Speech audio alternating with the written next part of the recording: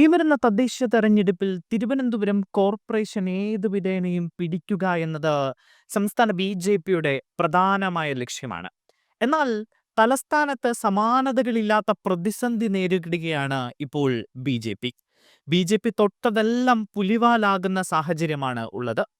പ്രവർത്തകർക്കിടയിൽ വലിയ അസ്വാരസ്യവും അമർഷവും ഇപ്പോൾ പല വിഷയവുമായി ബന്ധപ്പെട്ടുണ്ട്.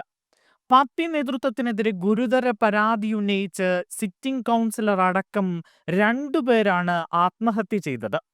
തിരുവനന്തപുരത്തെ ബി.ജെ.പി കടുത്ത പ്രതിരോധത്തിലായി ഇതോടെ. സാമ്പത്തിക ക്രമക്കേട് മുതൽ മണ്ണ് മാഫിയ ബന്ധമടക്കമുള്ള ആരോപണങ്ങൾക്ക് മറുപടി പറയേണ്ട അവസ്ഥയിലാണ് സംസ്ഥാന നേതൃത്വം. തുടർ ആത്മഹത്യകൾ CPM-ഉം കോൺഗ്രസും ബി.ജെ.പിക്കെതിരെ രാഷ്ട്രീയ ആയുധമാക്കുകയാണ്. പ്രതിപക്ഷ സ്ഥാനത്ത് നിന്ന് ഭരണത്തിലേക്ക് എത്തുക എന്ന ലക്ഷ്യത്തോടെയാണ് തിരുവനന്തപുരം കോർപ്പറേഷനിൽ ബി.ജെ.പി തെരഞ്ഞെടുപ്പ് പ്രചാരണവുമായി മുന്നോട്ടു പോകുന്നത്. സംസ്ഥാന അധ്യക്ഷൻ തന്നെ നേരിട്ട് നിയന്ത്രിക്കുന്ന തെരഞ്ഞെടുപ്പിൽ വലിയ പ്രതീക്ഷയുമായി മുന്നോട്ടു പോകുന്നതിനിടെയാണ് തിരുവനന്തപുരം കോർപ്പറേഷനിൽ ബി.ജെ.പി കനത്ത പ്രതിരോധത്തിലായത്.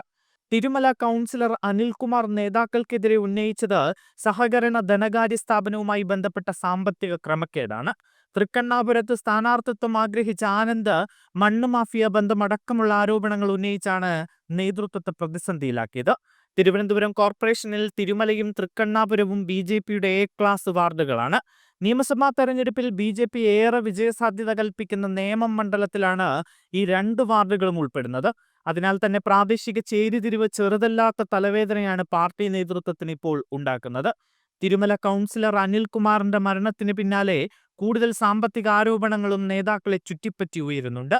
സ്വകാര്യ ധനകാര്യ സ്ഥാപനത്തിൽ നിന്ന് എടുത്ത ലക്ഷക്കണക്കിന് രൂപ തിരിച്ചടയ്ക്കാത്ത ബി.ജെ.പി നേതാക്കളുടെ പേര് വെളിപ്പെടുത്തുമെന്ന മുന്നറിയിപ്പുമായി മുതിർന്ന നേതാവ് MS കുമാർ രംഗത്തെത്തിയത് അടുത്തിടെയാണ്.